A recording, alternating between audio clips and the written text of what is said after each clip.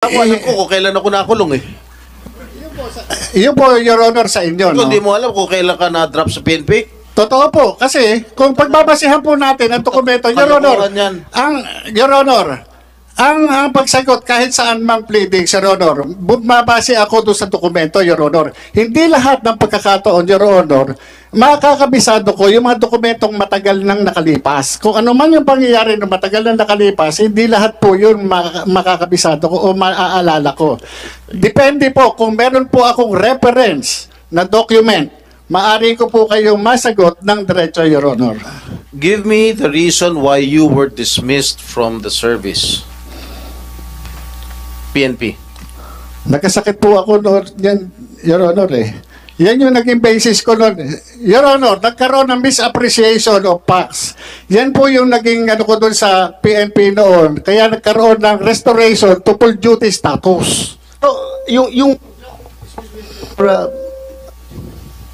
yung dismissal o dropping from roles ay ang kaso mo is awol. Kasi nagkasakit ka? Yes, Your Honor. Yan, na-restore po ako. Na-restore po ako nung panahon na yan. Kaya po ako nakabalik. Your Honor. Okay.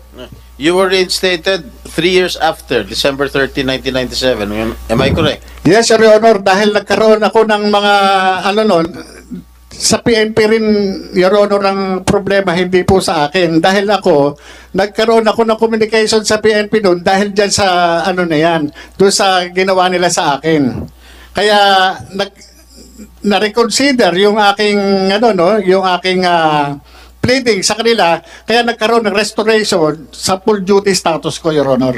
And Your Honor, yung sinasabi ni General Lasso na nagkaroon ako ng dismissal order, ito po, Your Honor, ito yung, ano, no, nawalan ako ng, ano eh, nawalan ako ng, ano, no, ng karapatan, no, ma-avail yung due process. Kasi meron tayong twin requirements para sa due process. Ito yung notice and hearing. Wala po akong natanggap na kahit anong hearing o notices na ako ay na-pre-charge o meron summary dismissal proceedings. Wala po ako natanggap. Kaya nga, kung ako man, ang PNP, pakitaan ako ng anumang dokumento na nagpapatunay na ako ay nag-file ng anumang pleading para kontrahin yung anumang sinasabi sa akin doon sa pre-charge o anumang summary dismissal proceedings. Wala po eh. Kasi hindi ko po na-avail yung due process na yan. Yung sinasabing ganyan. Dahil nung panahon na yan, nag-re-entry na po ako sa PIDEA ng 2009. Wala po ako natanggap niya. Kaya yung ano na yan, sinasabing order ng PNP na dismissal order, eh hindi po, wala po akong ano dyan, walang due process na akong nabinigay sa akin. Nung hinire ka ng PIDEA, you misrepresented yourself that you misrepresented to PIDEA that you do not have any unbroken service in the PNP from 1993 to 2008. And you did not disclose that you were dropped from the PNP role on April 25, 1994 and August 28, 2008. And you were dismissed from the service on November 7, 1994 and was suspended from July 1, 1997 to September of 2007. Your Honor, doon sa pag-accept sa akin ng recruitment committee ng PIDEA, hindi mapapalusutan si General Juniso Santiago. Kaya nga ang sinasabi kang inaano ko rin kay General Lasso, ang ibig bang sabihin, mas magaling siya doon sa kanyang upperclassman na si General Juniso Santiago na 4-star General sa Armed Forces of the Philippines? Kasi tinanggap po ako ni General Santiago at yung mga hinihingi po sa akin, nag-comply po ako. Paano po yun? Service record kasama po yun. Hindi po pwede na hindi ako magde-declare na kahit ano pa man dahil magre-reflect yan sa service record. Pangalawa, yung mga clearances.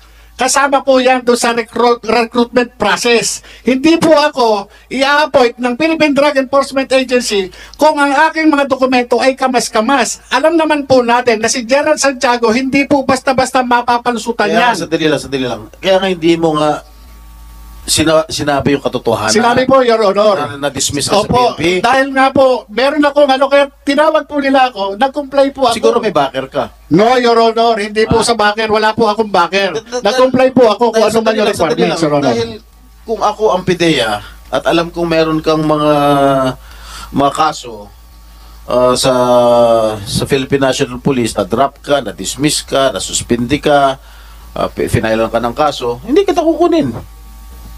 I'm sure merong kang malakas na backer para pumasok ka dyan sa PIDEA. No, Your Honor. At dumaan ako doon sa talagang sa recruitment you never process. Your Honor. disclosed your record sa PIDEA.